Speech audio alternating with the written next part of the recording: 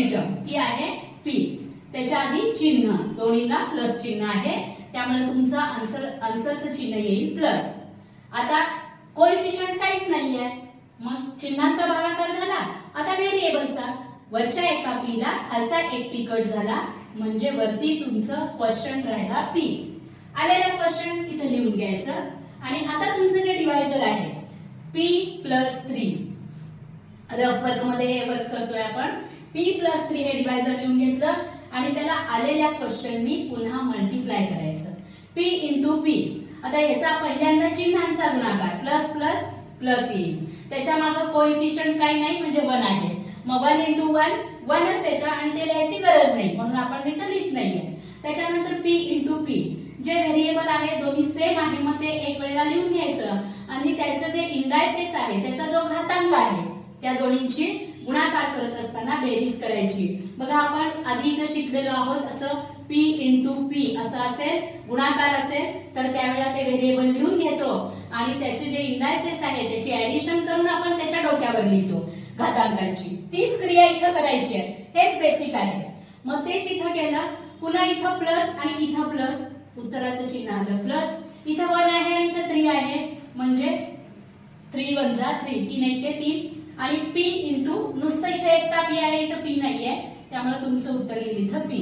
म्हणजे तुमचा आन्सर आला p² + 3p. हे डिवायझरला तुमच्या आलेल्या क्वेश्चननी गुणाकार केल्यानंतर आलेलं उत्तर आहे. हे आलेलं उत्तर तुम्ही मायनस करायचं आहे. आता स्क्वेअरचं पद जे आहे ते स्क्वेअरच्याच खाली लिहायचं.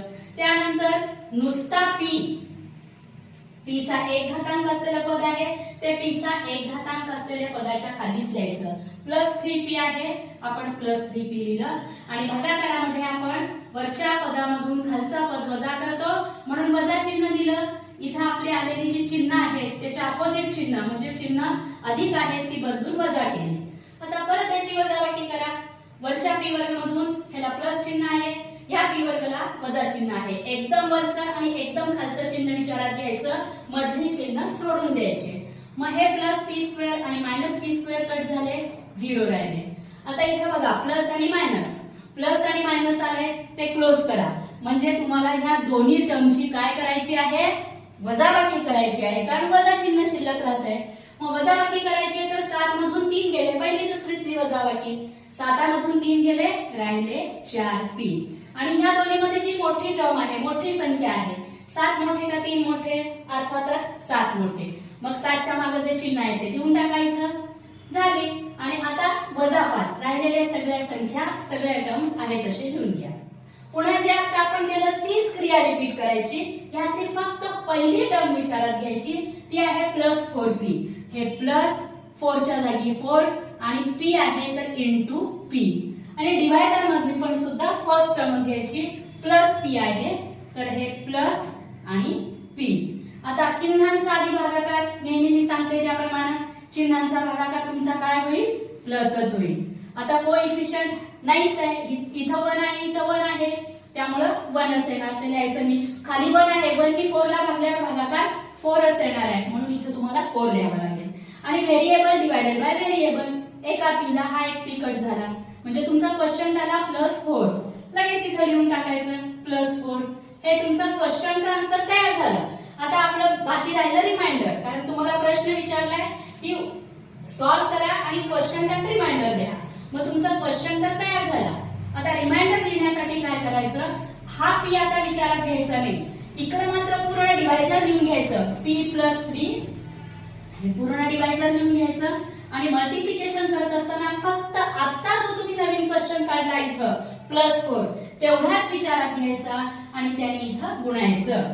या ठिकाणी +4 आहे, आता इथं 4 आहे आणि इथं 1 आहे, 4 आणि 1, त्या 4 आणि 1 चा गुणाकार 4 1 4, 4 1 4 आणि p आहे तसा येईल. पुन्हा हे प्लस आणि हे प्लस, म्हणजे इथे येईल प्लस आणि 4 इंटू 3, 4 गुणिले 3, 4 3 12. हे तुमचं आलं नवीन गुणाकार. आता हा आलेला त्याच्यामध्ये लिहित असताना बरोबर p चा एक घातांक असलेलं पद जिथं आहे तिथं p चा एक घातांक असलेलं पद द्यायचं. 4p च्या खाली 4p आलं, त्याला प्लस साइन आहे म्हणजे इथं प्लस साइन द्या आणि त्याच्यानंतर +12 आहे.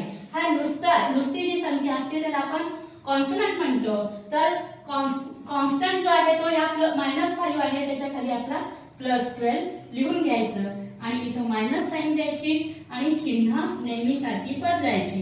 दोन्हीला प्लस चिन्ह होती ती मी दोन्हीची चिन्ह बदलली ती झाली मायनस.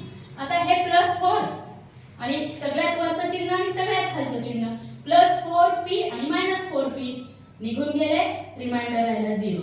आता इथं वरती पण मायनस चिन्ह आहे खाली पण मायनस चिन्ह आहे.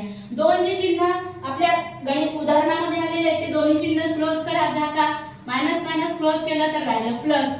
म्हणजे याचा अर्थ या दोन्हींचा प्लस करायचा आहे. म्हणजे 12 + 5 झाले 17. पण चिन्ह मात्र ह्या दोन्ही संख्येला जे आहे तेच द्यायचं. हे झालं तुमचं रिमाइंडर. आता आन्सर लिहित असताना कसं लिहिणार बघा. क्वेश्चन मध्ये तुम्हाला लिहावं लागेल p+4 क्वेश्चन म्हणजे भागाकार आणि बाकी मध्ये म्हणजे रिमाइंडर मध्ये तुम्हाला लिहावं लागेल -17. असं तुमचं या दुसऱ्या गणिताचं उत्तर येईल.